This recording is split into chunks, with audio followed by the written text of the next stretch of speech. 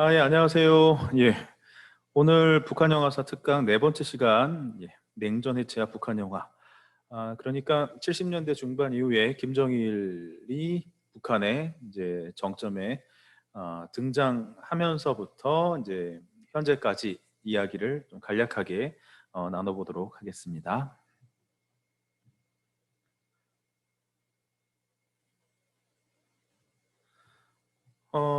김정일이 후계자로 지목된 건 74년도가 됩니다. 그러니까 김정일이 선전선동부에서 일하기 시작한 게 60년대 중후반부터.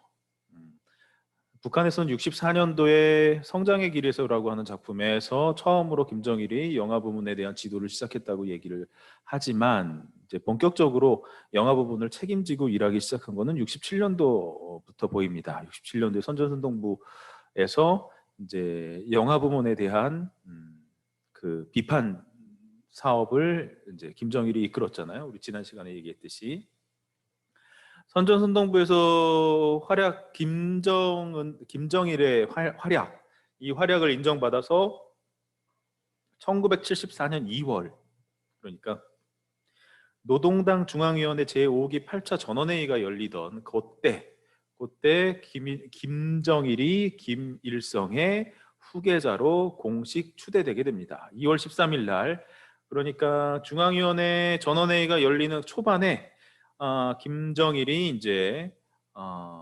김일성에 의해서 이제 후계자로 지목되게 되고요.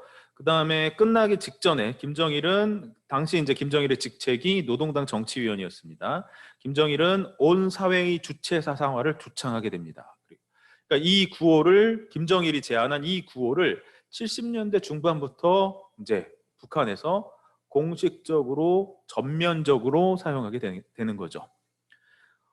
김정일이 주장한 온 사회의 주체 사상화라고 하는 것은 뭐 이렇습니다.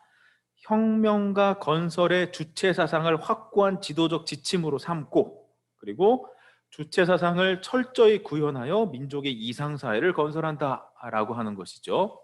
그리고 사회의 모든 구성원들을 주체형의 혁명적 인간으로 만들고 사회생활의 모든 분야를 주체 사상의 요구대로 개조함으로써 근로인민 대중의 자주성을 완전히 실현한다라는 것입니다. 그러니까 우리가 지난 시간에 김정일이 영화 부분에서 주체의 영화학 그 주체의 영화 이론 그리고 영화 예술론 이런 것들을 통해서 지속적으로 이야기했던 것을 여기에서 온 사회의 주체 사상화라고 하는 용어로 집약되었음을 알 수 있는 거죠.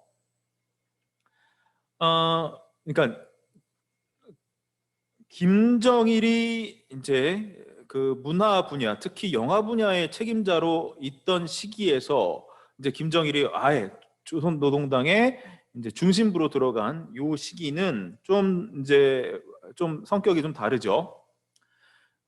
온 세상의 주체 사상화를 하기 위해서는 혁명 영화와 혁명 가정을 다룬 그런 영화를 만들어야 되겠다라고 판단을 했던 것 같습니다.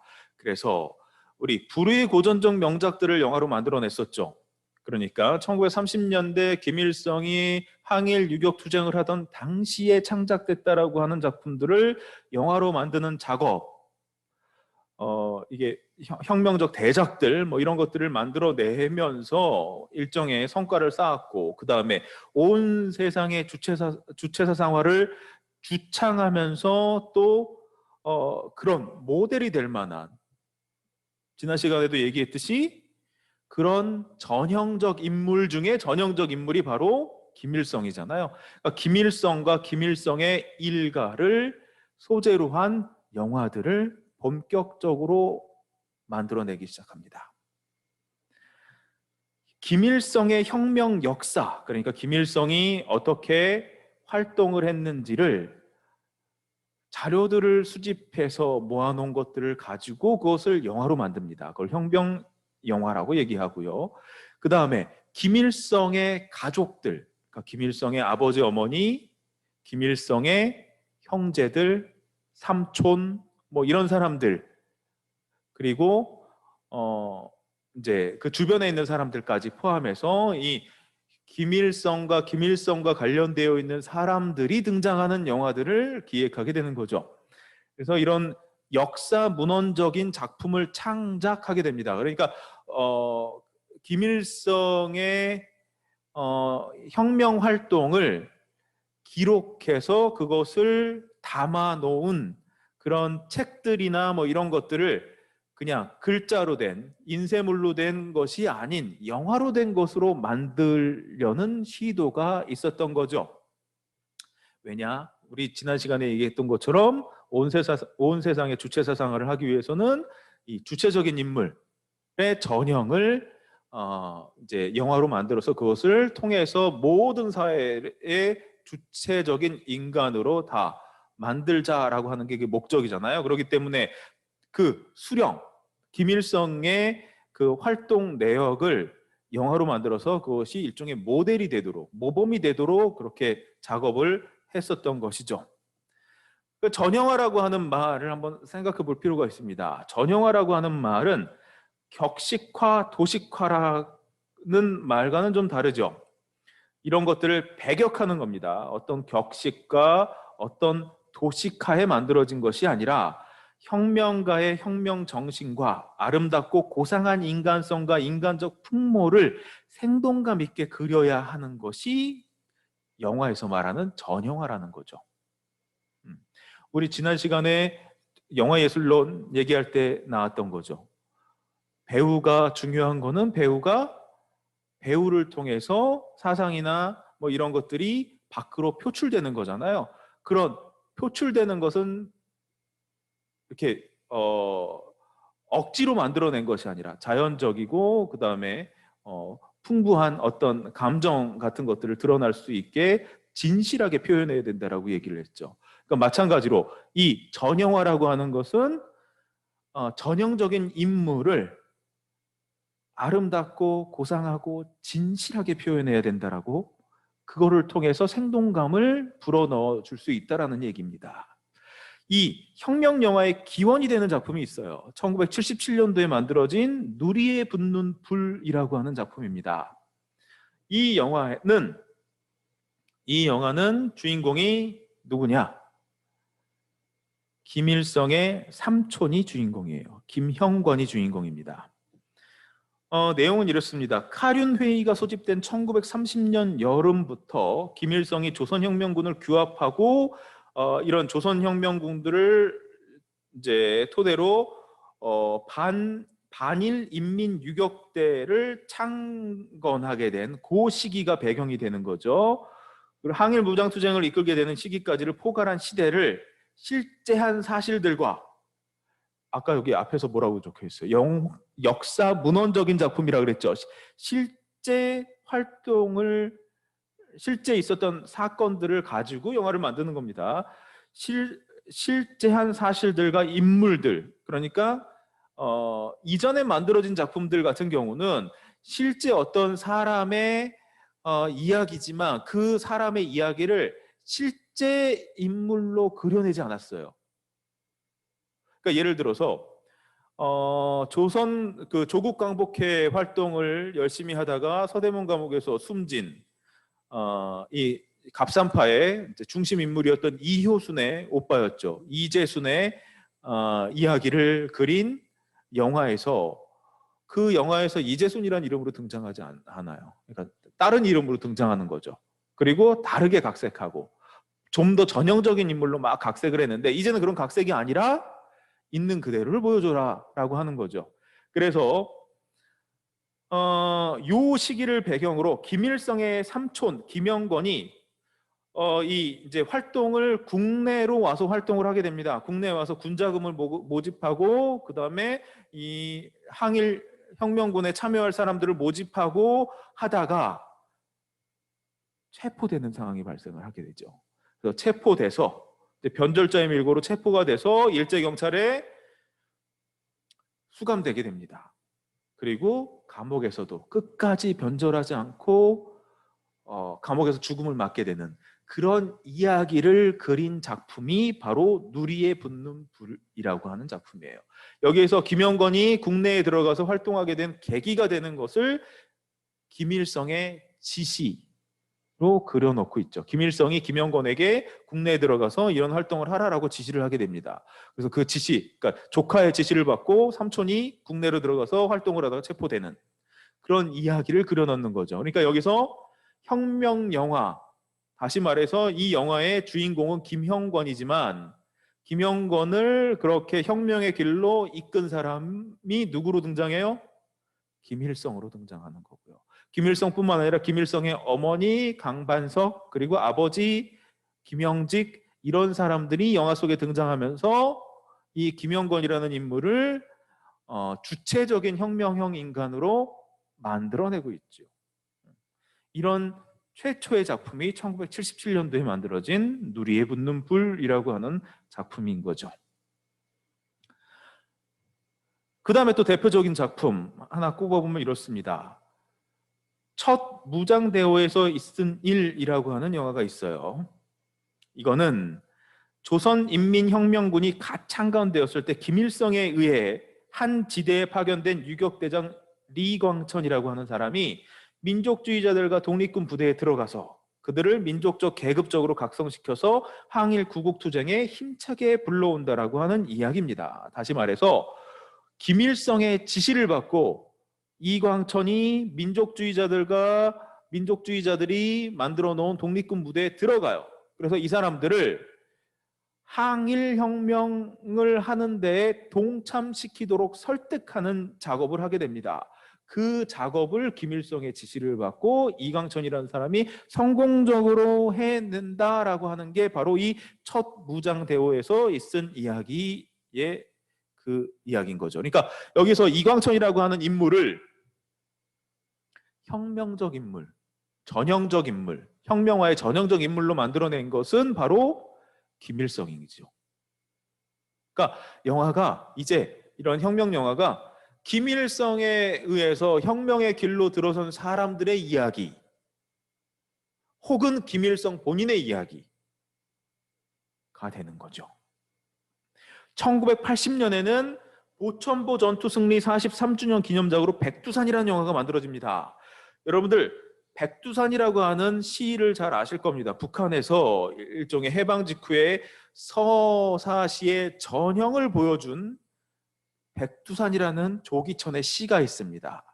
그 시의 기초에서 만든 영화가 영화 백두산이에요.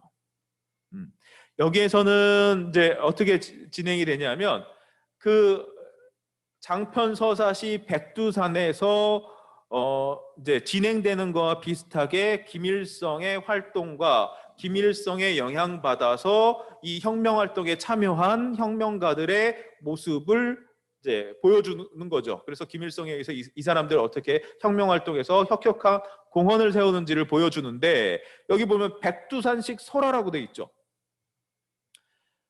시잖아요. 백두산이라고 하는 건 시입니다. 시는 운율이 있죠. 리듬이 있고요. 그리고 함축적인 언어로 되어 있죠. 이것들을 살리려는 방식이 바로 백두산식 설화라고 하는 겁니다. 뭐냐면 백두산이라고 하는 이 작품에 들어있는 이 시의 내용들을 나레이션처럼 중간중간 넣어요. 이 나레이션처럼 넣을 때 그냥 성우가 나레이션 하듯이 읽는 것이 아니라 마치 시낭송을 하듯이 격정적으로 이 부분을 낭송하게 됩니다. 그것이 화면이랑 같이 겹쳐져서 보여주는 거죠. 이게 바로 백두산식 설화라고 하는 겁니다. 이거는 이 이전 시기에 만들어졌던 피바다라고 하는 영화에서 보여줬던 피바다식 방창과 함께 70년대 북한 영화가 만들어낸 성과라고 이야기하는 부분이에요. 피바다식 방창이라고 하는 건 뭐냐면 영화에서 혹은 가극에서 이야기가 이렇게 진행이 되고 이제 중요한 부분에서 이제 주인공들 캐릭터들이 노래를 부르잖아요. 그 노래를 코러스들이 같이 따라 부르는 것들 혹은 코러스가 그 주인공의 감정이나 성격이나 이런 것들을 표현해주는 그런 노래를 같이 부르는 이게 이제 피바다식 방창인 거죠. 그래서 피바다라고 하는 영화, 가극이 만들어낸 피바다식 방창가, 그 다음에 이 영화 백두산이라는 영화에서 보여줬던 백두산식 설화라고 하는 것은 이 주체 영화 시대의 대표적인 이제 성과라고 북한에서는 얘기하고 있습니다. 그 다음에 앞선 영화들이 김일성이 직접적으로 뭔가를 활동한다기보다는 김일성의 영향을 받은 사람들에 의해서 활동을 하는 거죠. 그것들을 마치 총서 형식으로 만들어낸 작품이 조선의 별이라고 하는 작품이에요.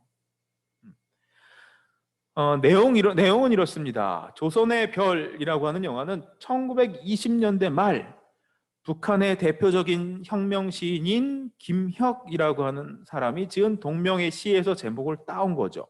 우리가 지난 시간에 배운 거를 인용하면 김혁의 시 조선의 별이라고 하는 것은 이 영화의 제목이기도 하지만 종자죠, 종자. 영화를 만들어낸 어떤 핵이 되는 종자가 바로 이 김혁의 시 조선의 별이 되는 거죠. 10부작으로 만들어진 이 영화는 1920년대 중반부터 1930년대를 시대적 배경으로, 그러니까 김일성이 20년대 중반이면 10대 중반 정도밖에 안 됐잖아요. 그 10대 중반의 김일성이 이제 활동하던 때부터 30년대를 지나 배경으로 조선혁명의 앞날을 걱정한 김혁이 민족의 지도자를 찾아 나서는 것에서부터 김일성의 조선인민혁명군 창설까지 김일성과 김일성 주석을 따르는 인물들의 항일 무장혁명 투쟁을 찬양하는 내용으로 구성되어 있는 작품입니다.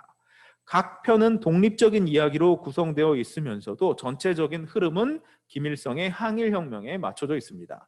우리 앞서 얘기했던 두 편의 작품, 누리에 붙는 불, 그리고 첫 무장대오에서 있었던 일이라고 하는 두 편의 작품에서 보여줬던 것들을 이렇게 연작 형식으로 만든 것이 조선의 별입니다. 1980년부터 86년까지 총 10편이 만들어졌고요. 이 오른쪽에 보이는 이 사진은 이 조선의 별의 포스터, 제1부 포스터에 해당이 됩니다. 이런 김일성과 김일성 주변에 있는 사람들의 이야기를 가지고 소위 혁명 영화들을 만들어내다 보니까 특히 강조되는 것이 김일성과 김일성 가족들의 이야기입니다. 여기 대표적인 작품들만 가지고 왔어요. 아버지 김영직의 이야기인 푸른 소나무라고 하는 영화도 있고요. 푸른 소나무 말고도 또 있어요. 여러 편의 영화들, 김영직을 주인공으로 한 영화들이 여러 편이 있고요. 그 다음에 어머니 강반석을 주인공으로 한 새벽길이라고 하는 영화도 있고요. 마찬가지로 강반석을 주인공으로 한 다른 영화들도 있습니다. 그리고 부인 김정숙을 주인공으로 한 사령부를 멀리 떠나서라고 하는 영화가 있습니다. 여기 오른쪽에 보이는 이 사진이 사령부를 멀리 떠나서의 한 장면, 그리고 타이틀에 해당이 되는 거죠. 그리고 앞서 얘기했던 삼촌 김영건을 다룬 누리에 붙는 불, 이런 영화들이 1970년대와 80년대를 거쳐서 다수 창작되게 되죠. 우리가 북한 영화에 대한 어떤 면에서는 약간 거부감 같은 것들이 있을 수 있는데요. 이 거부감이 생기는 가장 큰 이유는 바로 이 70년대와 80년대에 거쳐서 나온 김일성 우상화 영화들, 그리고 김일성 가계를 우상화하는 영화들, 이런 영화들을 이제 주로 알고 있기 때문에 그런 거죠. 이런 영화들은 아무래도 우리가 보기에는, 특히 반공 교육을 열심히 받았던 사람들이 보기에는 좀 부담스럽죠. 어색하기도 하고 선뜻 손에 가지 않고 재미도 없을 것 같고 뭐 그런 영화들이 실제로 많이 만들어진 거죠.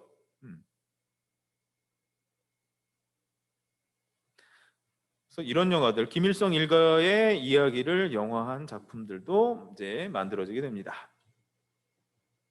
그런데 그런 영화만 있었던 건 아닙니다. 어떤 영화가 있었느냐? 사회주의 현실을 다룬 작품들도 역시 있습니다. 그러니까 이제 우리가 1강 때부터 지속적으로 얘기하지만 혁명 영화, 전쟁 영화 이런 거는 과거의 이야기잖아요. 혁명, 그래서 김일성이 항일 유격 투쟁을 하던 이 시기는 1930년대고 한국 전쟁이 일어나던 시기는 1950년대고 이런 시기는 현실과 관련되어 있는 이야기가 아니라 과거의 이야기들에 해당이 되겠죠. 현실에 일어나는 것은 1960년대라고 하는 것은 천리마 시대니까 천리마 영웅들을 소재로 한 것들. 이런 게 현실 주제 영화인 거죠. 그럼 70년대는 또 70년대에 맞는 현실 주제 작품들이 또 있겠죠. 우리 70년대라고 하는 것은 아까도 얘기했듯 온 사회 주체 사상화를 주창하던 시대잖아요. 그러면 이 주체 사상화에 알맞게 주체형 인간을 찾아서 그 주체형 인간을 모델로 만들어서 그들을 전형적인 인간으로 관객들에게 제시하는 게 중요하겠죠. 그런 인물들을 찾아서 그런 인물들을 주인공으로 한 영화들이 이 시기에 주로 나오게 됩니다. 대표적인 영화 몇 편을 꼽아보면 이래요. 산정의 수리개들이라고 하는 1975년도 영화가 있습니다. 시나리오는 김창수라고 하는 사람이 썼고요. 연출은 김성교라고 하는 분이 연출을 했습니다. 사회주의 건설에 떨쳐나선 송전탑 건설자들의 창조적 노력 투쟁과 숨은 위훈을 반영한 작품으로 주인공 억만과 작업반장 간의 갈등이 주선입니다.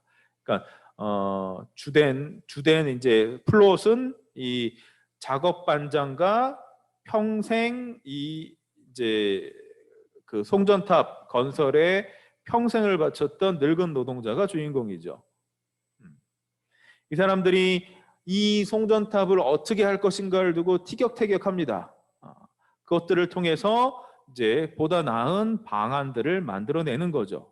그래서 기술 혁신, 노동계급의 후비 육성 문제, 혁명적 조직생활 문제 등이 이 작품을 통해서 또 드러납니다. 이거는 이제 복선으로 깔리게 되는 거죠. 그러니까 이 작품을 통해서 주체적인 인간의 어떤 모습을 형상해서 보여주는 거죠. 이 억만이라고 하는 분이 그 북한에서는 가장 유명한 영화 배우인 유원준이라고 하는 분이 연기했어요. 유원준이라고 하는 사람은 북한의 최초의 영화 내 고향에서 주인공을 맡았던 사람이고 40년대부터 이 돌아가시기 전까지 북한의 주요한 영화에서 주인공 역을 맡았던, 젊었을 때는 젊은이 역을 맡았고 중년일 때는 중년의 역을 맡았고 노년일 때는 또 노인의 역할을 맡아서 연기했던 북한의 해방 이후 등장한 배우 중에서는 이제 아주 대표적인 인물입니다. 그분이 이 전형적인 인간의 형을 이제 연기를 했던 거죠. 청춘의 심장이라고 하는 영화도 마찬가지예요. 이런 작업반 안에서 일어나는 문제들, 그런 문제들을 해결해 가는 과정에서 겪는 난관, 그 난관을 극복해가는 인간. 그러니까 우리가 주체 사상이 들어가면서 가장 중요한 건 인간이잖아요. 그러니까 그 인간이 어떻게 여러 가지 곤란을 무릅쓰고 그 곤란을 해치고 문제를 해결하는지, 그 문제를 해결하는 주체형 인간의 모습은 어떠했는지 이런 것들을 보여주는 영화가 이 시기에 많이 나왔는데 그 중에 하나가 바로 청춘의 심장이라고 하는 작품이기도 합니다. 1970년에 3대 혁명을 주창하는 그런 운동이 일어납니다. 그 중에서 3대 혁명 소조원의 혁명가족 풍모를 보여주는 작품이 바로 이 청춘의 심장이라고 하는 작품이고요. 평범한 사람 85년에 만들어졌던 영화인데요. 이 영화는 이미 85년이면은 조선 공산당, 북조선 분국, 그러니까 조선 노동당의 전신이죠. 조선 노동당의 전신인 조선 공산당, 북조선 분국 혹은 조선 공산당이 만들어진 지 40년이 됐네잖아요. 그 조선 공산당이, 그러니까 이 조선 노동당이 만들어진 지 40년을 기념해서 만든 작품이라고 생각하시면 됩니다. 40년 동안 당원으로 있었던 어떤 평범한 노인에 관한 이야기예요. 이 평범한 노당원이 공장에서 일을 하다가 문제가 생겨요. 근데 자기 책임은 아니에요. 관리자의 책임이겠죠. 근데 이 관리자가 이 노당원, 이 늙은 노동자한테 부탁하죠. 이걸 한번 눈 감아 달라.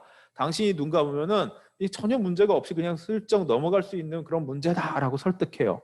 그렇지만 이 40년 노 당원은 내가 눈 감아서 이게 그냥 넘어갈 수 있지만 내가 한번 눈 감음으로써 이런 일들이 반복적으로 일어날 수도 있겠구나라고 생각해서 이것들을 밖으로 드러내고 문제를 해결하고 그 다음에 당의 정책을 올바르게 수행하는 당원의 모습을 보여주게 됩니다. 그래서 우리 이 시대의 인간들의 참다운 인생관과 당적 양심에 대해 이야기한 작품이에요. 이런 식으로 사회주의 현실 주제 작품들이 이제 70년대와 80년대에 걸쳐서 나오게 됩니다. 그런데 제가 지금 이제 크게 두 가지 영화들만 얘기했어요. 그러니까 하나는 혁명 영화들, 이제 김일성의 가계와 관련되어 있는 영화들이 막 나왔고, 그 다음에 이제 사회주의 현실을 다룬 영화들이 나왔고, 그 외에 그 사회주의 현실을 다룬 영화들 중에 여러 장르들이 있겠죠. 예를 들어 코미디 같은 것도 있고, 우리 집 문제 시리즈 같은 것도 이 시기에 나왔고요. 이런 영화들이 나왔는데 김정일은 이게 불만족스러운 거예요. 김정일이 영화인들이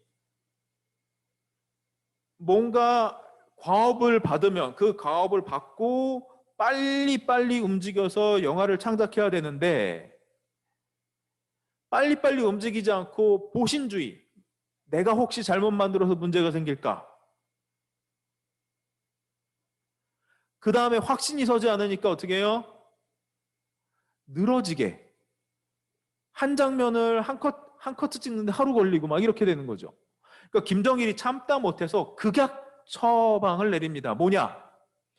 북한 사회에 혁신이 필요하다라고 생각한 거예요. 그리고 남한에서 활동하는 영화인을 데려와야 되겠다고 생각을 한 거죠. 그 당시 홍콩은 남한과 북한이 서로 맞부딪히는 공간이었습니다. 그러니까 북한 사람들도 홍콩을 통해서 이제 서방 세계의 물건들이나 아니면 뭐 정보나 이런 것들을 습득해 갔고요. 그리고 남한도 마찬가지로 홍콩을 동남아시아의 거점 기지로 활용을 했어요. 1950년대 후반부터 우리나라는 홍콩과 합작으로 영화를 만들었습니다. 그러니까 우리가 한중 합작 영화라고 하면 보통 홍콩과 합작해서 만든 이제 영화들을 얘기해요. 홍콩의 골든 하베스트 같은 회사와 한국에 있는 영화 회사들이 합작으로 영화를 막 만들어냈어요. 원래 50년대에는 기술의 부족을 극복해 보고자 시도했던 거예요. 그러니까 50년대 후반에 칼라 영화를 만들어야 되는데 우리나라에 칼라 기술이 없었죠. 그래서 그 칼라 기술을 획득하는 창구로 홍콩을 이용을 했어요. 그러니까 뭐냐? 홍콩의 회사랑 합작으로 영화를 만들 때 칼라 기술을 발전되어 있는 일본인 스태프들을 참여시키는 거예요. 그래서 일본의 칼라 기술을 자연스럽게 접목시켜서 한국과 홍콩의 합작 영화를 만들었는데 60년대부터는 이 합작 영화의 패턴이 좀 달라져요. 뭐냐면 그땐 정부에서 일종의 합작 영화를 통해서 영화를 만들면 일종의 보상을 줬어요. 합작 영화라고 하는 것은 우리나라에서만 상영되는 것이 아니라 예를 들어 홍콩에서 상영된다. 홍콩의 회사랑 합작해서 영화를 만들면 홍콩에서도 상영이 되는 거잖아요. 그러니까 일종의 수출이라고 봤어요. 그러니까 박정희 시대 때는 영화를 수출하면 외국 영화를 수입할 수 있는 쿼터를 줬어요.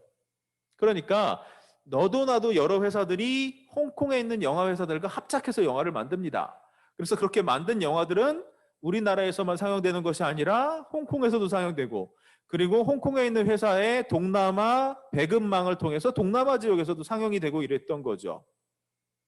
그리고 한국에 있는 영화 회사는 그 합작 영화를 통해서 외국 영화를 수입할 수 있는 쿼터를 하나 더 얻을 수 있었고요.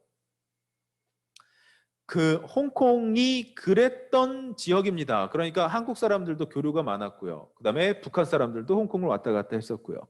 이 홍콩에서 한국인 영화인들을 데려가자라고 김정일이 판단했던 것 같아요.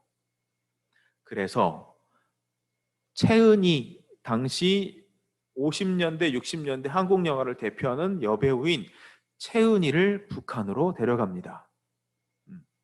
그리고 최은희를 찾으러 홍콩에 온 신상옥도 데리고 가요. 그래서 신상옥과 최은희 부부가 1978년도에 홍콩에서 사라지게 됩니다. 그리고 북한으로 가죠. 그리고 얼마 안 있어서 북한 매체에서 신상옥, 최은희 부부가 북한으로 망명했다라고 하는 소식이 알려지게 되는 거죠. 그런데 신상옥, 최은희 이 두 사람이 자발적으로 망명한 것이 아닌 김정일이 납치해 간 거잖아요. 그러니까 북한 사회에서 이들을 바로 활용할 수 없는 거죠. 이들을 북한 체제에 순응하도록 개조해야 되는 거죠. 그래서 신상옥 같은 경우는 5년 정도를 감옥에서 지냈어요. 거의 뭐 감옥과 그 다음에 이제 초대소 같은데 이제 감시 생활 속에서 있었고, 그 동안 신상옥은 몇 차례나 탈출하려고 노력했고, 그러다가 어느 순간에 이제 탈출하려는 방식을 좀 바꿔야 되겠다고 생각하는 거예요. 김정일의 총애를 받아서 기회를 만들어서 탈출해야 되겠다라고 생각을 바꾸고 이제 협력을 하기 시작하니까 최은희와 신상옥을 만나게 해줬어요. 그때까지는 83년까지는 최은희와 신상옥이 서로 북한에 있으면서 만나지도 못했어요. 그리고 서로 북한에 있는지도 몰랐어요. 그러고 있다가 83년도에 만나게 되고, 그리고 김정일이 이제 신상옥, 최은희한테 당신들 영화를 이제 만들었으면 좋겠다. 라고 하니까 신상옥이 그러면 내가 이제 북한에서 영화를 만들 때 신필름이라고 하는 이름에 자기가 60년대 한국에서 세웠던 영화회사를 북한에서 재건하는 것이 좋을 것 같다라고 제안을 하게 됩니다. 그게 국제사회에 이 신상옥, 최은희가 북한에서 자발적으로 활동하고 있다라고 보여주는 어떤 징표가 될 수 있으니까 이렇게 했으면 좋겠다라고 제안을 하게 돼요.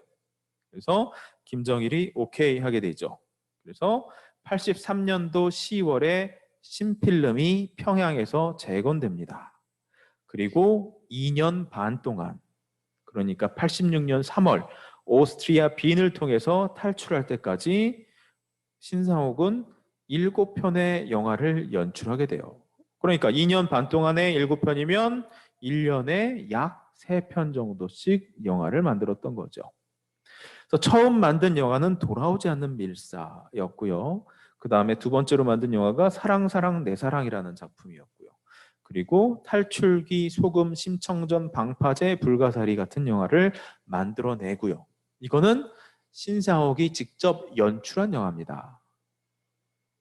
그러면 신필름에 소속되어 있는 연출가들이 만든, 다시 말해서 신상옥이 연출하지 않은 신필름 영화들도 있었겠죠. 그 영화는 한 10여 편 정도 돼요. 10여 편 정도를 신필름에서 제작했거나 제작 중이었던 작품이 있었던 거죠. 이 작품들에서 좀 자세히 살펴보도록 하겠습니다. 우선 돌아오지 않는 밀사라고 하는 영화입니다.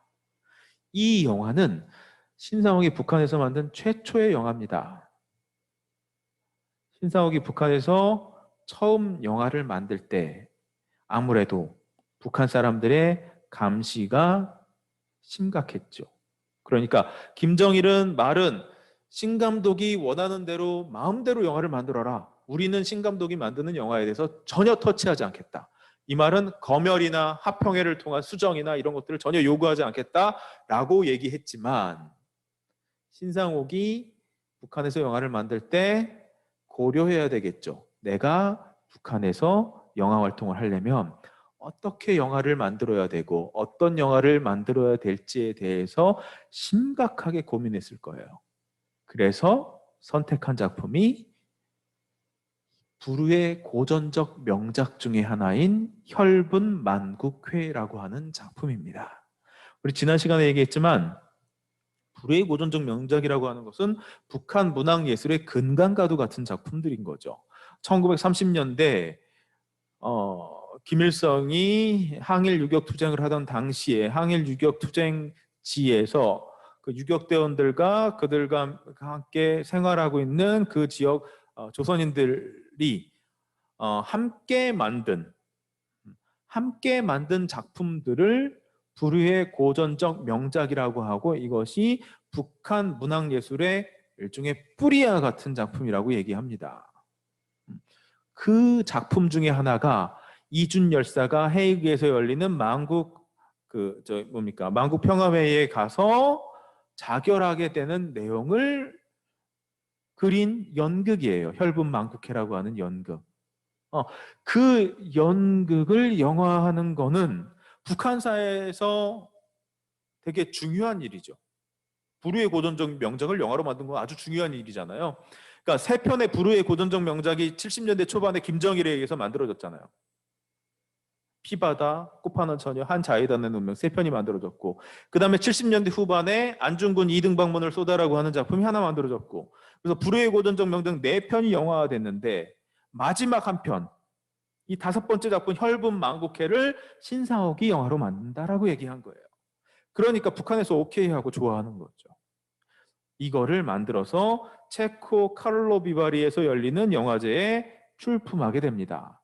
그리고 이 영화는 카를로 비바리 영화제에서 심사위원 특별상을 받게 돼요. 심사위원 특별감독상을 받게 되는 거죠. 그러니까 신상옥이 북한에 가서 만든 영화 중에 처음으로 국제영화제에서 상을 수상한 작품이 되는 거죠. 이 영화가 북한 사회에 충격을 줬어요. 왜 어떤 충격을 줬느냐? 특히 영화 만드는 사람들 사이에 충격을 줬는데요. 엄청나게 빠른 속도로 영화를 만든 거예요. 아까 얘기했듯이 김정일의 영화예술론이 나온 후에 영화 만드는 것이 일종의 보신주의로 흘러갔다고 했죠. 그러니까 필름을 막 허비하면서 똑같은 장면을 여러 번 반복해서 찍고, 그 다음에 영화 제작 기간이 점점 길어지고 뭐 이러는 부작용을 신상옥이 한국에서 영화 찍듯이 엄청나게 빠른 속도로 영화를 완성시켜 버린 겁니다. 그러니까 북한 영화인들에게는 충격이었죠. 신상옥이 저런 식으로 엄청나게 빠른 속도로 찍고 있구나. 그리고 내용과 형식에 있어서도 좀 북한 사람들한테는 좀 흥미로웠던 것 같아요. 그래서 이 영화들이 큰 인기를 끌게 됩니다. 그러니까 북한에서는 신상옥이 만드는 영화에 대해서 전폭적인 지지를 해주는 상황이 발생을 하는 거죠. 돌아오지 않는 밀사 이후에. 그래서 두 번째로 신상옥이 만들려고 했던 영화가 사랑 사랑 내 사랑이라고 하는 작품입니다. 춘향전의 이 사랑 사랑 내 사랑이라고 하는 제목은 춘향전의 이 사랑가의 한 대목이죠. 춘향전에서 이도령이 성춘향을 업고 노래를 부르는 장면이잖아요. 1950년대 고전을 국역하거나 아니면 고전을 현대화하거나 고전을 새롭게 소개하는 작업들을 많이 했어요. 이 중에 판소리계 소설들을 정리하게 되는데, 춘향전 같은 경우는 윤세평과 그리고 정한모, 지금 기억이 정항모라고 하는 분이 이제 정리를 했는데, 이분들이 춘향전을 정리하면서 사랑가를 지워버렸어요. 사랑가는 내용이 너무 태폐적이고 빼도 이 춘향전이 보여주고 있는 가치를 크게 훼손하지 않는다라는 판단으로 이 부분은 빼겠다라고 해서 빼버렸습니다. 그런데 신상옥이 어떻게 했어요? 그 사랑가의 한 대목을 제목으로 정해버린 거죠. 그리고 영화를 만들었어요. 신상옥 버전의 춘향전을 만든 거죠. 신상옥이 이런 생각도 있었어요. 1980년에 윤용규와 그 다음에 아까 얘기했던 북한 영화계의 아주 핵심적인 인물이었던 유원준, 이 두 사람이 합작으로 연출했던 작품이 춘향전이었어요. 1958년도에 춘향전이 처음 윤용교에서 만들어졌는데 이 58년도에 만든 춘향전을 대신해서 80년에 춘향전을 다시 만듭니다. 58년도 춘향전은 문제가 있다는 이유로 공개하지 않고 대신에 춘향전을 새로 만들게 하죠. 그거를 윤영규와 유원준이 같이 만들었는데 신상옥은 내가 이 사람들보다 북한에서 영화 잘 만든다고 소문난 이 사람들보다 난 더 잘 만들 거야 라고 하고 만든 게 이 사랑사랑 내 사랑이었던 거죠. 신상옥 버전의 춘향전이 만들어졌고 이게 북한 사회에서 또 큰 충격을 주게 되죠. 그리고 나서 신상옥이 생각을 합니다. 내가 북한에서 이렇게 영화를 잘 만들고 북한 사회에서 인정을 받다 보면 탈출할 수 있는 기회가 더 생길 수 있겠다라고 생각을 한 거죠. 그러기 위해서는 남한 사회에서 통용될 수 있는 이야기는 하면 안 되겠다. 그러니까 남한 사회에서 통용될 수 없는 이야기는 하면 안 되겠다라고 생각을 한 거죠. 통용될 수 없는 이야기는 뭐예요? 김일성 우상화. 김일성 우상화를 하는 영화는 만들면 안 되겠다라고 생각을 한 거죠. 그러기 위해서 선택한 것들이 뭐예요? 김일성이 등장하지 않는 시대의 작품들을 원작으로 영화를 만드는 거죠. 그래서 선택한 작품이 최서해의 단편소설 탈출기라고 하는 작품입니다. 너무너무너무 가난한 가족이 주인공이에요. 너무너무너무 가난한 가족이 주인공이고 이 가난한 가족이 소작을 붙이고 살고 있는데 이 소작도 막 뛰어요. 먹고 살 게 없어요. 먹고 살 게 없으니까 어디로? 간도로 가야 되겠다라고 생각해요. 간도는 이 사람들에게 어떤 이상향 같은 존재였어요. 그래서 간도로 가면 주인 없는 땅들도 많을 테니까 이 주인 없는 땅을 내가 일구면 내가 일구는 대로 그게 내 소득이 될 테고 배는 골치 않고 살겠구나라고 생각을 하고 가족을 다 데리고 늙은 노모와 그 다음에 아이들, 아내를 데리고 간도로 갑니다. 그런데 막상 간도에 가니까 모든 땅은 중국인 지주들이 가지고 있죠. 조선에서 겪은 고통보다도 더 큰 고통을 간도에서 겪게 되는 거죠. 그러면서 결국은 이게 어떤 특정 장소 혹은 이상향이 있는 게 아니다. 이상향은 누가 만드는 거야? 스스로 투쟁을 통해서 만들어 가야 되는 거구나 라는 것을 이야기하는 작품이에요. 이 작품을 만들게 됩니다. 그리고 그 다음 작품은 강경애의 소금이라고 하는 작품을 만듭니다. 여기는 뭐 저 김일성 부대가 안 나오는 건 아니에요. 김일성 부대가 나오긴 하지만 김일성이 앞선 우리 혁명 영화들처럼 김일성이 뭔가를 지시해서 그 김일성의 지시를 받고 그것을 성공적으로 일을 끝마쳐서 타의 모범이 되는 행동을 했던 사람들을 그리는 그런 류의 영화는 아니라는 거죠.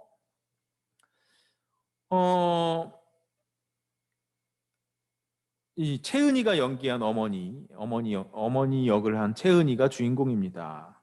이 채은이가 남편도 일제에 의해서 죽임을 당해요. 그리고 자식을 힘들게 키웠어요. 그리고 그 힘들게 키운 자식이 사라졌죠. 유격대로 들어가게 돼요. 그래서 이 아들을 찾으러 이제 유격대에 가게 되죠. 그런데 보니까 일제가 유격대를 토벌하기 위해서 어떻게 하느냐? 산속에는 소금이 없잖아요. 근데 사람은 소금을 안 먹으면 안 되죠. 그러니까 일제가 어떻게 하냐면 유격대로 들어가는 모든 길을 봉쇄하고 소금의 이출입을 금지시킵니다. 소금이 그 유격대 안으로 들어가는 걸 완전히 봉쇄해요. 그래서 이 아들을 찾으려고 하는 이 어머니가 이 유격대에 가서 보니까 소금이 너무나 필요한 걸 알고 이 소금을 들고 유격대로 찾아가는 이야기입니다. 이 영화는 모스크바 영화제에 출품이 됐고요. 그리고 모스크바 영화제에서 최은희가 이 영화로 여우 주연상을 받게 됩니다. 그러니까 카를로 비바리 영화제에서 돌아오지 않는 밀사로 신상옥이 상을 받았고요. 소금으로 최은희가 모스크바 영화제에서 상을 받고요. 그러니까 북한 영화가 신상옥, 최은희를 통해서 국제사회에서 인정받게 되는 거죠. 이런 식으로.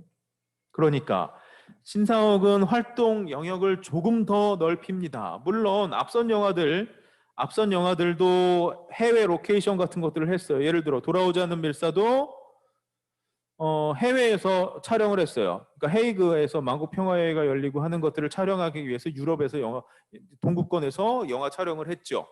그런데 심청전을 만들기로 하면서 이 심청전은 서방 국가인 서독에서 이 스튜디오 촬영을 하기로 합니다. 그러니까 용궁에 가잖아요. 심청이는 이제 뭐 팔려 나가가지고 임당수에 뛰어내려서 이제 바닷속으로 들어가서 용궁 생활을 하게 됐는데 그 용궁 생활 장면을 촬영하기 위해서 서독 미넨에 있는 바바리안 촬영소를 이용하게 됩니다. 그러니까 신상옥, 최은희 부부가 탈출을 조금씩 기획하면서 활동 영역을 넓혀가고 있었던 거죠.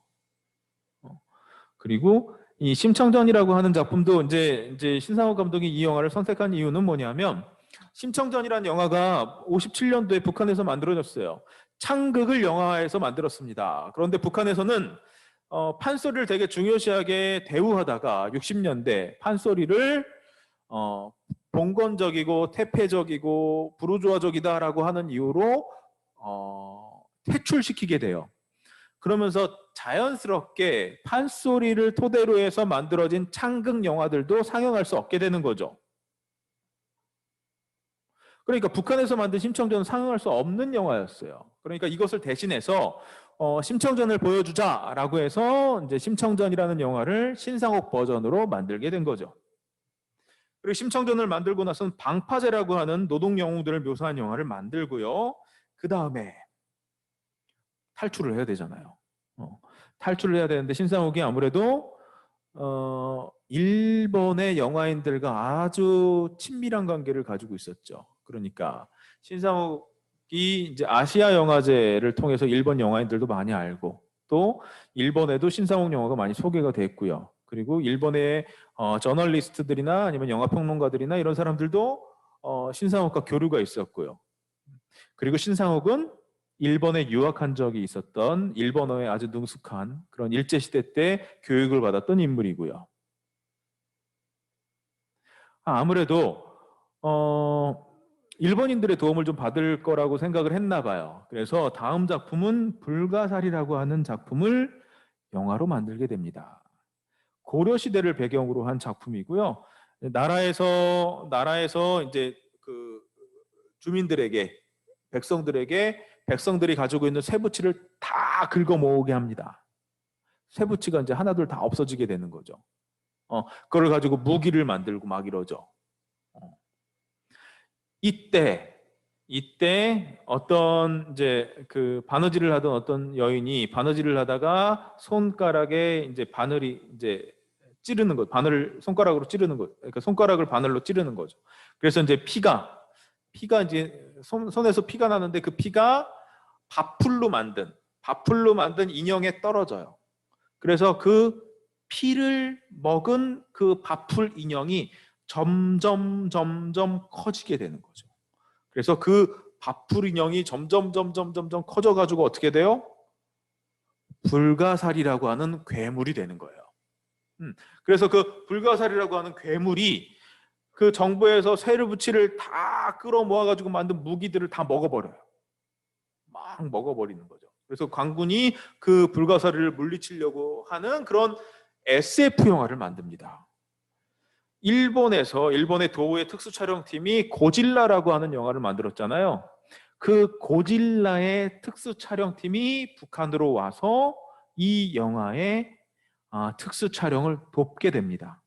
그러니까 신상옥이 점점 활동을 넓혀서 드디어 일본에까지 닿게 되는 거죠. 그리고 1986년 3월에 탈출을 결심하게 돼요. 이거 참고로 불가사리는 신상옥 감독의 말에 의하면 핵무기에 대한 경고의 차원에서 만들어진 영화라고 얘기합니다. 이제 탈출을 이제 차곡차곡 준비를 합니다. 1986년 초에 유럽에서 이제 자신이 만든 신필름에서 만든 영화를 해외 수출하려고 하는 이제 상담을 하게 됩니다. 상담을 하게 될 때 이때 이제 신상옥을 인터뷰하려고 하는 일본인 이제 기자들도 있고 막 이랬죠. 그 사람들한테 신상옥이 내가 언제 탈출하겠다라고 하는 것을 귀뜸하게 되는 거죠. 그리고 내가 외교관 여권을 가지고 있다. 원래 민간인한테는 외교관 여권이 나오지 않는데 외교관 여권을 가지고 있으니까 나를 오스트리아 경찰이 체포해라. 그럼 내가 외교관 여권을 가지고 있다는 이유로 체포되면 망명 신청을 하겠다라고 일본인 기자와 저널리스트들한테 부탁을 하죠. 그래서 이 계획을 미국 대사관에 알려라 라고 했는데 약속된 뭔가가 됐는데도 뭔가 이상한 거예요. 낌새가. 그러니까 원래 신상옥이 하려던 계획을 변경해서 호텔 앞에 있던 택시를 잡아 타고 이제 인터뷰하러 간다라는 이유로 택시를 잡아 타고 미국 대사관으로 달려간 거죠. 미국 대사관 앞에 택시가 내리자마자 택시에 뛰어내려서 미국 대사관, 오스트리아 빈에 있는 미국 대사관으로 뛰쳐들어간 거죠. 그리고 미국 망명을 선언하게 되는 거죠. 그래서 최은희 신상옥 부부는 86년 3월에 북한을 탈출해서 미국으로 망명하게 됩니다. 그리고 이 신상옥 감독의 자서전의 제목이 재밌어요. 나는 영화였다예요. 자서전 제목이. 나와 영화를 동일시하잖아요. 내가 곧 영화죠. 그러니까 영화를 자기가 원하는 대로 못 만드는 곳에서는 살 수가 없었던 거죠. 신상옥 감독이 북한으로 갔을 때 남한에서 신상옥 감독은 영화를 만들 수 없는 상황이었어요. 박정희 정권에 밑보여가지고 영화 회사의 허가가 취소된 상태였습니다. 그래서 북한으로 갔던 거죠. 그래서 북한에서 영화를 만들다가 제대로 된 영화를 만들 수 없으니까 다시 탈출을 해서 미국으로 간 거죠. 그래서 미국에서 헐리우드에 진출해서 헐리우드에서 영화를 만들어요. 자기가 제작을 하죠. 닌자 키드라고 하는 영화를 만들어서 그 영화로 우리 속된 말로 대박이 터지는 거죠. 그래서 크게 돈을 한번 벌어본 적도 있고 그런 이제 풍운화 같은 삶을 살았고요. 최은희 선생님은 작년인가 재작년인가 돌아가셨죠. 이런 한국 현대사의 어떤 그 영화 같은 일이 벌어졌던 시기이기도 합니다. 요 시기 북한에서는 신상옥이 이제 83년부터 86년까지 신필름을 통해서 영화를 만들고 있던 요 시기에 북한에서는 숨은 영웅 형상 영화를 만들기 시작합니다. 그러니까 일종의 앞선 혁명 영화들, 빨치산 대원들 혹은 김일성 일가와 관련되어 있는 영화들이 막 나왔잖아요.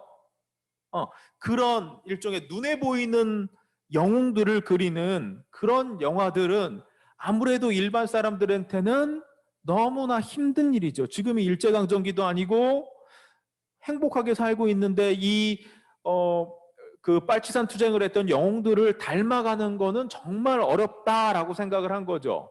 그리고 이 빨치산 영웅들뿐만 아니라 숨겨져 있는 영웅들도 도처에 많다라고 하는 것을 좀 알려주고 싶었던 것 같아요. 그래서 숨은 영웅 형상 영화들을 만들어내기 시작합니다. 이 숨은 영웅이라고 한 사람들은 어떤 사람들이냐? 빨치산 대원들 같이 영웅적인 인물이 아니라 당과 수령을 위해서 조국과 인민을 위해서 한평생 묵묵히 바쳐 성실하게 일한 애국자, 공로자들을 일컫는 말입니다. 그러니까 어떤 사람들을 의미해요? 우선 여기에 포함되지 않는 사람들은 숨은 영웅들에 포함되지 않는 사람들은 알려진 영웅들이죠. 알려진 영웅들은 누구예요? 빨치산 대원들. 빨치산 대원들을 제외하고 당과 인민을 위해서 헌신했던 모든 사람들이 다 숨은 영웅이 될 수 있었던 거죠. 그 중에서도 한때 무슨 과오가 있었거나 한때 이제 그 북한 정권에 의해서 밀려났던 사람들 중에 복권된 사람들, 이런 사람들도 어느 시기에 당과 인민을 위해 열심히 일했었죠. 이런 사람들까지 포함해서 이런 사람들을 발굴해내는 영화를 만들어내기 시작합니다. 예를 들어서 건축가 김정희라고 하는 분이 있어요. 이분은 어떤 분이냐? 북한 건축계의 아버지라고 불리는 사람이에요.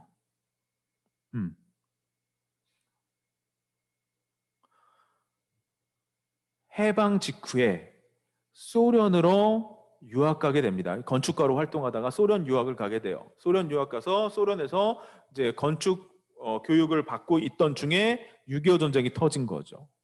그리고 6.25 전쟁이 터지고 전황이 불리하게 되고 이러니까 유학하고 있던 소련에 있는 유학생들을 귀국시킵니다. 그래서 이제 이 김정희도 귀국하게 돼요. 귀국했을 때 김일성이 김정희한테 지시를 내리죠. 어떤 지시를 내리느냐? 지금 전쟁으로 인해서 평양이 완벽하게 파괴됐다. 이 평양을 복구하는 청사진을 네가 그려라. 그러니까 평양 복구 건설 계획의 총 책임을 이 김정희한테 맡기게 됩니다. 그래서 김정희가 1951년부터 평양 복구 계획을 세워요. 그리고 그 청사진이 1차로 나오게 되죠. 그런데 그 청사진을 계속 수정해야 됩니다. 왜냐하면 처음 김정희는 이 평양 복구 계획을 파괴된 건물을 제외하고 남아있는 건물들을 활용해서 뭔가를 하려고 했는데 전쟁이 길어지면 길어질수록 성성한 건물은 하나도 없게 되죠.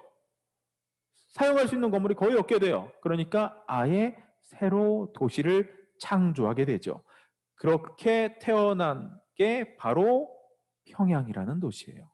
평양은 전쟁 이후에 새롭게 탄생한 도시였습니다. 그 도시를 만든 사람이 바로 김정희예요. 이 김정희에 관련된 영화가 80년대에 나옵니다. 제목은 한 건축가에 관한 이야기예요. 근데 김정희가 잘 북한사회에서 안 알려져 있어요. 왜? 숙청당했어요. 1960년대 후반에 부르주아 사상, 반부르주아, 반봉건, 이런 소위 그런 문화혁명의 와중에서 김정희도 숙청당했었죠. 그래서 이거 일부는 전쟁 기간 때 이 전후 복구 건설 계획을 세우는 그 김정희의 모습을 다룬 게 일부라면, 2부는 숙청당에서 안주 지역으로 이제 숙청당에 갔을 때 거기에서 안주 지역에서 도시를 아름답게 꾸미는 그런 작업을 하는데 이제 김일성이 이제 김정희를 생각해내고 김정희한테 전화를 걸어서 이제 격려하는 모습을 그린 작품이 2부예요. 그래서 1부, 2부가 이렇게 나오게 되는 거죠. 그리고 북한에서 전혀 인정하지 않았던 정치가들, 예를 들어 상해 임시정부를 비롯해서 이 임시정부를 이끌었던 김구의 이야기를 담은 위대한 품이라고 하는 영화도 만들어집니다. 일종의 김구를 재평가하기 시작하는 거죠. 이거는 뭐 이유가 있어요. 1980년대 중반에 김일성이 이제 고려연방제라고 하는 통일 방안을 80년에 내고 그거의 실천 방안으로 남북 연석회의를 주장해요. 그러니까 남북의 제정당 사회단체들이 모여가지고 통일 문제에 대해서 논의를 하자라고 해서 통일 제안을 하게 됩니다. 거기에 맞춰서 이 1948년도에 있었던 남북 연석회의의 또 핵심 인물이었던 김구를 부각시키는, 김구를 숨은 영웅으로 해서 이렇게 추켜 세우는 영화도 만들어졌고요. 그리고 이 김구뿐만 아니라 여러 영웅적인 인물들, 독립운동가들을 또 조명하는 작업들을 하게 되는데 그 중에 한 명이 또 여운형이었습니다. 그래서 햇빛이 그리워라고 하는 작품, 여운형을 주인공으로 한 영화가 또 만들어졌고요. 그 다음에 일본과 합작으로 새라는 영화가 만들어집니다. 조류학자 원홍구 선생을 주인공으로 한 영화예요. 이분은 이제 새를 평생 연구를 했는데 북한에서 활동했죠. 그러니까 어떻게 보면 이제 조류학자라기보다 동물학자죠. 이분이 이제 새를 연구하면서 새에다가 새 중에 이렇게 남북으로 오가면서 다니는 새가 있죠. 왜냐하면 공중에는 분계선이 없으니까 새는 남북으로 오가면서 다닐 수 있죠. 그래서 이 원홍구 선생이 어떤 새의 다리에다가 표식을 해서 자기 아들도 이제 새를 연구하거든요. 그래서 표식을 해가지고 그 새를 날려보내요. 그거를 때마침 남한에 있는 아들이 보죠. 그래서 남북으로 헤어졌던 아버지와 아들이 새를 통해서 서로 연결되는 그런 이야기를 영화로 만듭니다. 이 원홍구 선생을 소재로 한 영화가 또 새라는 이름의 영화가 만들어졌고요. 도라지꽃이라고 하는 영화는 아예 이제 뭐 구체적인 어떤 인물이 아니라 이런 숨은 영웅, 진짜 숨어 있는 어떤 영웅을 발굴해내는 그런 이야기로 이제 만들어졌던 작품입니다. 이 70년대 후반부터 그러니까 냉전 체제가 공고화됐던 50년대를 지나 60년대를 거치면서 냉전은 조금씩 해체되어 가고 있습니다. 그러다가 70년대 후반부터 급속하게 냉전 해체가 이루어지는데 그 10년 동안 이루어졌던 일들을 한번 보면 이렇습니다. 78년도에 중국이 개혁개방 정책을 도입하기로 결정하게 돼요. 등소평이 이제 권력에 이제 오르게 되면서 개혁개방 정책을 도입하게 되죠. 그러면서 미국과 중국이 수교하게 돼요. 80년에는 이게 공산당이 관리하는 노조가 아니라 자유로운 노조가 만들어지죠. 폴란드에서. 폴란드의 자유노조가 1980년에 인정받게 되고 그 자유노조를 이끌었던 바웬사가 나중에는 대통령까지 되죠. 그리고 85년부터 91년 사이에는 고르바초프라고 하는 소련 공산당 서기장이 집권을 하면서 이 사람이 개혁개방 정책을 또 펼치게 됩니다. 그러면서 서구 사회와 손을 막 잡고 활동을 같이 하게 되죠. 그 영향 하에 89년도에 동구권의 민주화 운동이 일어나게 됩니다. 이 오른쪽에 있는 사진은 이 동구권에서 일어났던 민주화 운동 당시 거리에 뛰쳐나왔던 시민들과 이 시민들을 진압하기 위해 동원됐던 탱크가 장갑차가 시민들 편에 서게 되는 그 장면을 보게 되는 거죠. 89년도에 헝가리, 체코 뭐 이렇게 도미노처럼 동구권의 사회주의 정권이 도미노처럼 붕괴되기 시작합니다. 그러면서 새로운 정권들이 막 들어서게 됐고요. 그리고 중국에서는 천안문 사태가 일어나게 됩니다. 물론 실패로 끝나긴 했지만 북한한테는 뭔가 되게 충격적인 사건으로 이제 왔을 거예요. 그리고 1991년도에 소련이 붕괴되고 소비에트가 해체됩니다. 그리고 1940년대 후반부터 시작되어 왔던 냉전은 해체됩니다. 그런데 냉전이 해체되고 사회주의권이 붕괴했을 때 전 세계에 몇 안 되는 사회주의 국가가 있었죠. 그 중에 하나가 북한이었습니다. 그러니까 북한은 자신들과 교류하던 모든 나라들이 사회주의를 버리고 자본주의를 받아들이기 시작하면서 고립되는 거죠. 고립될수록 어떻게 해요? 끈끈하게 자신의 길을 가야 되겠다라고 인민들을 다독여야 되겠죠. 그 다독이는 영화를 만들게 됩니다. 그게 다부작 예술영화 민족과 운명 시리즈예요. 냉전 해체로 인해서 국제사회에서 북한이 고립되어가는 그 상황을 극복하려는 어떤 의지를 보여주는 영화입니다. 김일성의 80회 생일을 맞아서 나온 노래가 있습니다. 내 나라 제일로 좋아라고 하는 노래가 있었는데 김정일이 어느 날 이렇게 얘기해요. 내 나라 제일로 좋아라고 하는 노래 참 좋습니다. 이걸 가지고 다부작 예술영화 민족과 운명을 한번 만들어 봅시다. 그러니까 내 나라 제일로 좋아라고 하는 노래가 뭐가 되는 거예요? 종자가 되는 거죠. 이거를 종자 삼아서 다부작 예술 영화. 그러니까 뭐예요? 그냥 한 편으로 끝나는 게 아니라 시리즈로 계속 나오는 영화를 만들자는 거죠. 그래서 이 영화는 숨은 영웅 형상 영화들 있었잖아요.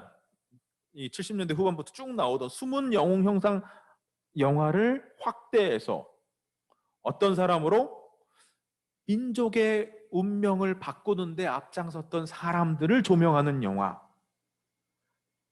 그 시리즈를 총칭하는 용어로 민족과 운명이라고 하는 용어를 사용해서 그런 영화를 만들어내는 거죠. 그래서 민족의 운명이 곧 개인의 운명이라는 종자 문제를 제기했던 거죠.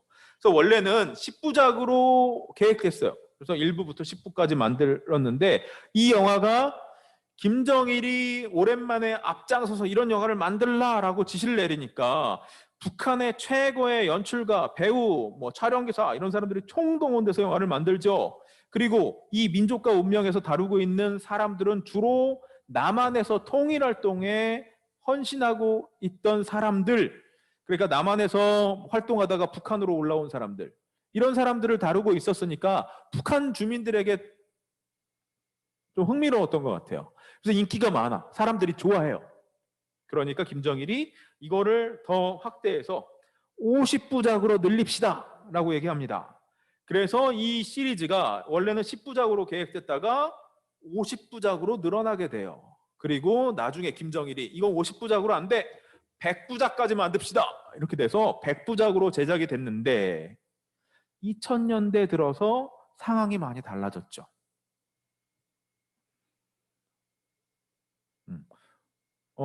우선 남한의 정부가 바뀌었죠. 김대중 정부로 바뀌었고 노무현 정부가 이어받고 남북 간에 이렇게 화해 교류 사업들이 막 진행이 되고 하면서 잠시 멈칫했어요. 잠시 멈칫하고 또 90년대 후반과 2000년대 초반 북한에서는 또 고난의 행군기라고 해가지고 경제적으로 아주 어려울 때죠. 그래서 영화 제작이 잠깐 멈췄다가 다시 재개됐는데 이제 이 수요가 좀 맞지 않았던 것 같아요. 영화가 중단된 채로 안 만들어지고 있던 상황에서 김정일이 죽게 되죠. 그러면서 이 시리즈는 100부작으로 기획됐지만 60부작으로 끝난 그런 영화가 됐습니다. 그래서 이 영화는 소주제별로 시대도 다루고 등장인물도 다루고 각기 다른 시대와 내용과 이런 것들로 구성이 돼 있습니다만은 시리즈의 제목은 민족과 운명이라는 이름으로 통칭해서 불려지고 있습니다. 이 영화에서 다루고 있는 인물들은 어떤 인물들인지 한번 살펴보겠습니다. 1부에서 4부까지는 최연덕이라는 인물이 나옵니다. 이 사람은 최덕신이라고 하는 인물을 모티브로 해서 만든 캐릭터예요. 최덕신이라고 하는 사람은 어떤 사람이냐? 남한에서 외교부 장관을 하던 사람이에요. 박정희 때. 외교부 장관을 하다가 북한으로 망명한 사람이에요. 그러니까 북한으로 올라간 한국의 고위층 중에서 가장 높은 직책에 있었던 사람이 이 최덕신이죠. 이 최덕신의 이야기를 1부에서 4부까지 다루고 있고요. 그 다음에 5부에서 15부와 그 다음에 15부, 16부, 17부 이거는 윤희상 선생, 그러니까 유럽에서 활동하고 있는 음악가 윤희상 선생을 또 모티브로 해서 만들었고요. 그 다음에 세 번째는 최홍희라고 하는 분을 또 이제 주인공으로 해서 만들었습니다. 최홍희라고 하는 분은 어떤 분이냐면 세계 태권도 연맹을 만들었던 사람이에요. 그래서 남한의 태권도를 보급했던 인물인데 박정희 시대 때 군 장성 출신입니다. 태권도를 보급하는 데 앞장섰던 사람인데 이 사람도 북한으로 망명했어요. 이런 남한에서 활동하다가 통일을 위해서 북한으로 망명한 사람들을 이런 식으로 그리는 거죠. 10부 홍영자 편, 홍영자는 가공의 인물이고요. 11부에서 13부에서 다루고 있는 이인모는 이제 비전향장 기수로 활동하다가 북한으로 간 그 이인모 노인을 다루고 있고요. 그 다음에 17부에서 18부는 이제 독립운동가이자 그 다음에 해방 이후 북한에서 문화계를 이끌었던 허정숙을 다루고 있고요. 19부에서는 위안부를 다루고 있고요. 그 다음에 일본 여성, 귀화한 일본 여성들, 그 다음에 이제 집단들을 다루기 시작합니다. 노동계급, 카프 작가, 그리고 농민, 이런 사람들을 또 이제 다루고 있고요. 그리고 이제 김일성과 같이 항일 유격 투쟁을 하던 최연을 또 다루기도 합니다. 이런 사람들이 민족과 운명에서 주인공으로 등장했던 실존 인물들입니다. 이런 실존 인물들의 삶을 영화를 통해서 보여주는 작업들을 1990년대 초반부터 2000년대 중반까지 북한에서 이제 아주 공들여서 작업을 했었던 거죠. 제가 얘기는 안 했지만 이 시기에 무수히 많은 영화들이 만들어집니다. 그렇지만 이제 핵심적인 영화를 꼽는다면 이 민족과 운명 시리즈를 꼽을 수 있을 겁니다. 그러면 이 이제 김정일이 죽은 이후에, 김정일이 사망한 이후에 권력을 쥐게 된 김정은 체제의 영화 어떤지 한번 살펴볼 필요가 있겠죠. 우선은 예술영화 제작은 중단된 상태예요, 현재. 그러니까 기록 영화나 뉴스 영화들은 만들어집니다. 근데 그걸 영화라고 하지 않죠. 기록 영화 만들어서 극장에서 상영하는 것이 아니라 텔레비전을 통해서 송출하고 있죠. 이유가 있어요. 예술 영화가 안 만들어지는 이유. 영화의 제작 방식은 북한도 남한과 마찬가지로 아날로그에서 디지털 방식으로 바뀐 것 같아요. 그러니까 필름으로 영화를 안 만드는 거죠, 더 이상. 왜냐? 필름값도 비싸죠. 현상액도 비싸죠. 필름으로 영화를 안 만들고 있는데 전국에 있는 수백 개의 극장은 다 필름을 영사할 수 있는 그런 극장이죠. 디지털 상영 방식으로 전환된 극장이 평양에 있는 몇몇 극장 외에는 없어요. 그러면 디지털로 영화를 만들었을 때 그 영화를 영화관에서 상영할 수 없겠죠.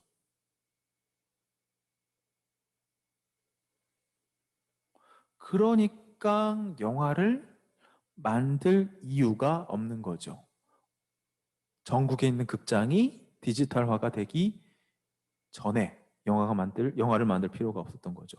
그러니까 지금 북한 영화계에서 주로 하는 일들이 뭐냐? 과거 흑백으로 만들었던 영화들을 칼라화하는 작업들을 막 해요. 그러니까 이거는 CG 작업의 일환으로 막 하는 거죠. 그래서 최근에 완성된 것이 10부작으로 제작됐던 1970년대 후반에서 80년대 초반에 제작됐던 이름 없는 영웅들이라고 하는 그런 정탐 영화가 있습니다. 그러니까 간첩이 이제 등장하는 그런 영화. 그 영화를 칼라화했어요. 그래서 최근에 조선중앙TV를 통해서 이 영화들이 이제 칼라로 상영이 됐습니다. 여러분들 유튜브를 통해서 이 영화들을 확인할 수 있습니다. 그러면 영화 안 만들면 뭐예요? 텔레비전 드라마를 훨씬 더 많이 제작합니다. 왜? 텔레비전 드라마를 디지털로 만들어서 디지털로 만든 것을 송출해서 디지털 TV로 보면 되겠죠. 북한에서도 이미 가정마다 디지털 TV가 다 이제 보급돼 있잖아요. 그러니까 예술 영화가 하던 일의 많은 부분을 텔레비전 드라마가 대신하고 있는 거죠. 그러면 마지막으로 북한에서 텔레비전 드라마가 어떻게 만들어져, 어떤 것들이 있고 어떤 것들이 만들어지고 있는지를 한번 이제 살펴보면서 이제 이 강연을 마무리 짓도록 하겠습니다. 북한의 텔레비전 드라마를 만드는 이제 기구는 텔레비전 극창작사라고 하는 단체입니다. 1973년 7월에 창립됐어요.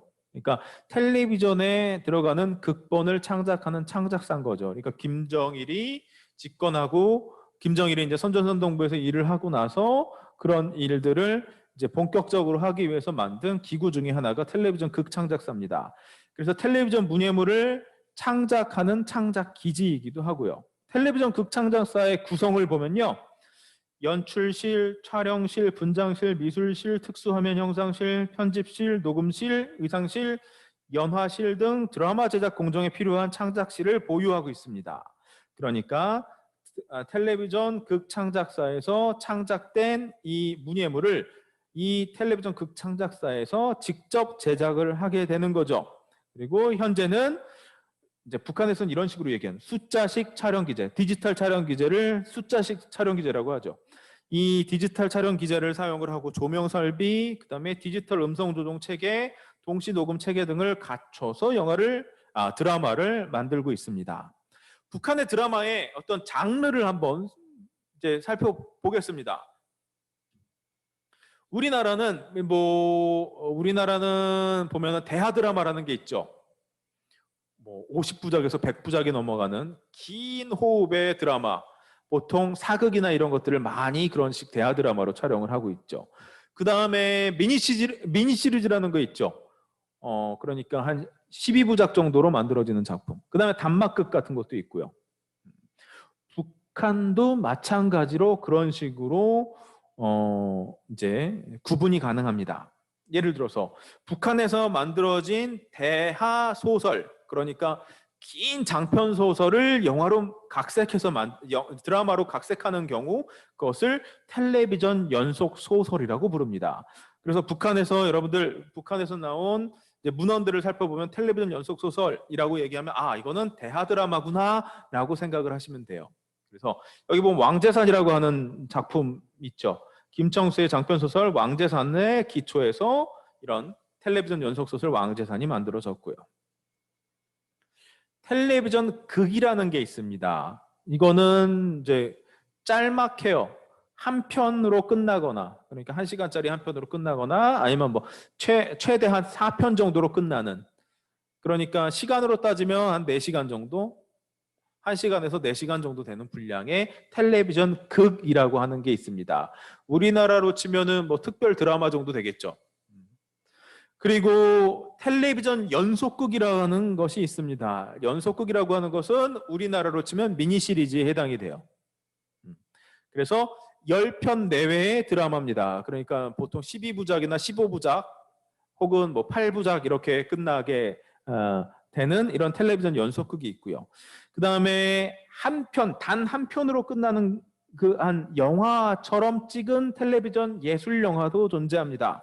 이 텔레비전 예술 영화는 조선예술영화 촬영소 같은 데서도 이제 촬영을 하기도 하고요. 아까 얘기했던 텔레비전 극창작사 같은 데서도 제작을 하기도 하고요.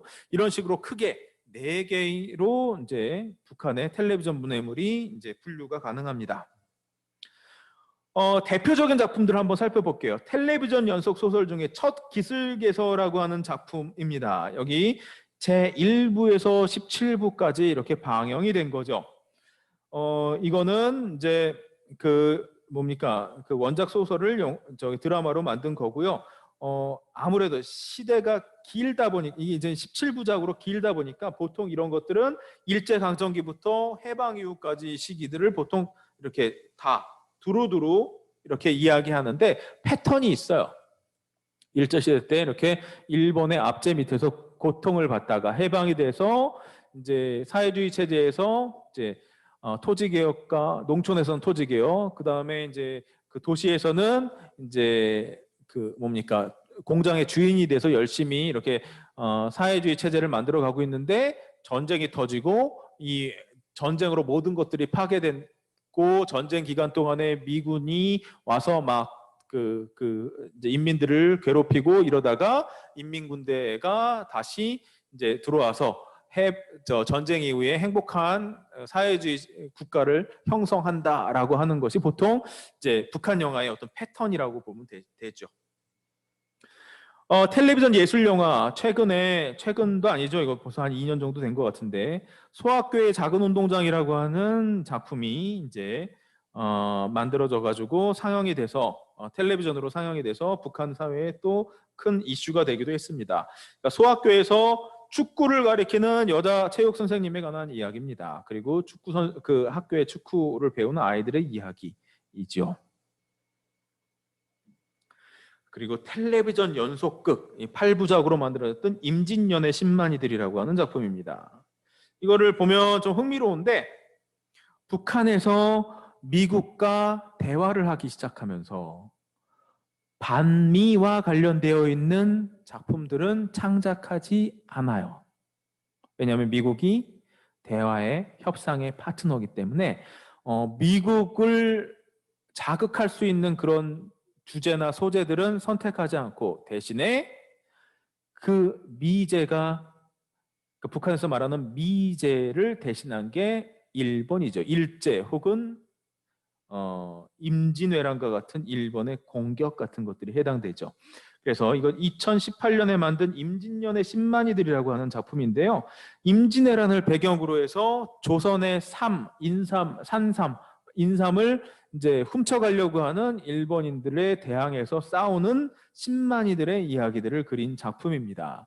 되게 흥미로워요. 왜냐하면 이 영화를 보고 있으면 그 소위 현실 주제 영화라고 하는 것은 우리 북한 사람들이 입는 옷과 남한 사람들이 입는 옷의 스타일이 다르죠. 우리 이 패션 스타일이 다르다 보니까 야 이거는 북한 영화구나, 아 이거는 남한 영화구나, 남한 드라마구나, 뭐 북한 드라마구나 이런 것들을 확실히 알 수 있는데 사극 같은 경우는 알기가 너무 힘들어요.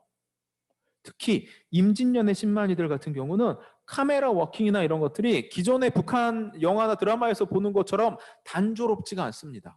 되게 화려하고 역동적이에요. 그러다 보니까 이게 남한에서 찍은 건지 북한에서 찍은 건지 알 수 없을 정도의 퀄리티를 자랑하고 있습니다. 이런 식의 드라마들이 북한에서 만들어지고 있습니다. 텔레비전 연속극 두 번째는 자기를 바치라라고 하는 작품. 이거는 이제 현대물이죠. 우리가 현실 주제 드라마에 해당이 되는 거죠. 그래서 이런 식의 이제 텔레비전 연속극들이 조선중앙TV를 통해서 이제 방영이 되고 있습니다. 그리고 이제 북한에서 가장 인기를 끌었던 방탄벽이라고 하는 작품입니다. 이거는 일제 말기에서부터 해방기를 거쳐서 이 6.25 전쟁기까지 이어지는 시기를 배경으로 이 정탐 영화, 일종의 스파이들이 등장해서 계략을 세우고 그 계략을 깨부시는 뭐 그런 류의 일종의 정탐 영화의 대표적인 작품이죠. 북한에서 엄청나게 인기를 끌었던 또 드라마이기도 하고요. 텔레비전 문예물의 기능, 우리 영화의 기능도 마찬가지입니다. 이거 이제 텔레비전 문예물을 얘기하면서 영화도 이제 정리를 하도록 하겠습니다. 우선 영화나 텔레비전 문예물의 공통적인 기능, 바로 정치적인 목적이 있죠. 우리 김일성의 뭐 60회 생일, 80회 생일, 뭐 조선노동당 창건 몇 주년, 뭐 인민군 뭐 창건 몇 주년, 뭐 이런 것들을 기념해서 영화를 만들고 드라마를 만들어요. 옛날에는 영화를 만들었다면 요즘엔 드라마를 만들죠. 그래서 최근에 만들어졌던 영화 중에 김일성 종합대학 창건 뭐 60주년 기념, 뭐 50주년 기념, 뭐 이런 영화들도 있습니다. 졸업증이라고 하는 영화가 바로 그런 영화죠. 그런 기념일의 의미를 기억하게 만드는 요소로서 이런 저희 작품들을 창작을 하고 또 방영을 하게 됩니다. 최근에 노동당 대회를 앞두고 열병식을 앞두고 상영했던 조선중앙TV에서 상영했던 작품이 김책이라고 하는, 그러니까 김일성과 해방 직후에 같이 활동하던 혁명가 김책을 주인공으로 한 영화를 또 상영한 적이 있죠. 그리고 그런 기념일을 통해서 뭘 기억하게 하느냐? 수령, 김일성, 항일 빨치산 영웅들, 그리고 조선노동당에서 그 노동당의 지침을 받고 활동하는 여러 숨겨진 영웅들, 그리고 인민군대, 뭐 노동자들, 노동영웅, 뭐 이런 사람들을 생각하게 만드는 그런 이제 요소로서 영화와 드라마가 만들어지게 되는 거고요. 그 다음에 전쟁 영화를 계속 만드는 건 뭐냐면 북한이 아직도 전쟁하고 있는 거예요. 누구랑? 미국과 전쟁하고 있는 거예요. 옛날에는 총과 칼과 탱크와 비행기를 가지고 싸웠다면 지금은 이런 미디어를 가지고 싸우고 있는 거죠. 여전히 전쟁 속에서 살고 있는 이 긴장 상태를 유지하기 위한 요소인 것도 하고요. 그 다음에 오락적인 목적도 있죠. 영화를 그런 일종의 선전적인 목적으로만 본다면 재미가 없겠죠. 그러니까 재미도 불어 넣어줘야 합니다. 그래서 정치적 목적에 도움을 주기 위한 오락적 요소로서 이제 영화나 드라마가 만들어지고요. 그리고 당성, 인민성, 계급성을 효과적으로 전달하는 요소로도 활용을 하고요. 그리고 이런 식으로 친숙한 역사물, CG, 뭐 가요 이런 것들을 활용해서 재밌게 만들려고 노력합니다. 여러분들 이제 북한 영화나 드라마들 많이 안 보셨을 텐데 관심을 갖고 보면 또 재밌는 부분들도 있어요. 원체 한국 드라마가 재밌으니까 북한 영화 보면 재미없겠지만 그래도 이제 자막 없이 볼 수 있는 그런 드라마입니다. 이런 텔레비전 문예물의 중요성을 마지막으로 강연을 끝내기로 하겠습니다. 텔레비전 문예물의 중요성이 점점 증대돼요. 왜? 북한에서 영화 안 만들잖아요. 예술영화 제작과 보급에 어려움이 있고요. 아까 얘기했듯이 디지털 상영관이 없는 관계로 필름 작업을 해야 하지만 필름 작업을 할 수도 없는 상황이고요. 그리고 지방영화관 상영이 디지털화가 안 돼 있기 때문에 힘들고요. 그러다 보니까 영화관 수는 점점 줄어들고요. 그러니까 대신에 선동 활동은 해야 되니까 영화관을 통해서 하는 것이 아니라 텔레비전을 통해서 이 선전 활동을 이어가고 있는 거죠. 그래서 조선중앙TV를 통해서 다수의 예술 영화를 방영하기도 하고요. 드라마도 방영하기도 하고요. 그러고 있습니다. 그런데 이제 북한 사람들이 현재 한국에서 만들어진 영화 드라마 많이 본다고 하죠. 그리고 중국의 TV 드라마들도 많이 봐요. 이런 것들도 이제 북한을 이해하는 데 좀 도움이 될 것 같습니다. 왜냐하면 북한의 시청자들, 대중들이 북한의 드라마나 영화를 남한의 것과 비교하기 시작하는 거죠. 일반 대중이 비교할 때 당성이나 계급성이나 이런 거 생각하겠어요? 얼마나 재밌는지를 보겠죠. 그런 재밌는 거의 차원에서 북한의 영화나 드라마가 남한의 영화나 드라마들을 차용하는 그런 이제 일이 일어날 것도 같습니다. 여기까지 제가 준비한 강연 4차례에 걸친 강연이 이제 다 끝났습니다. 여러분들이 이 4번의 강연을 통해서 북한 영화에 대한 이제 개략적인 어떤 흐름 같은 것들을 파악을 했으면 제 강연이 아주 보람찰 것 같고요. 이번 기회를 통해서 여러분들이 북한 영화를 좀 이해하고 연구하는 데 큰 도움이 되는 하나의 기회가 됐으면 합니다. 여러분들 감사합니다.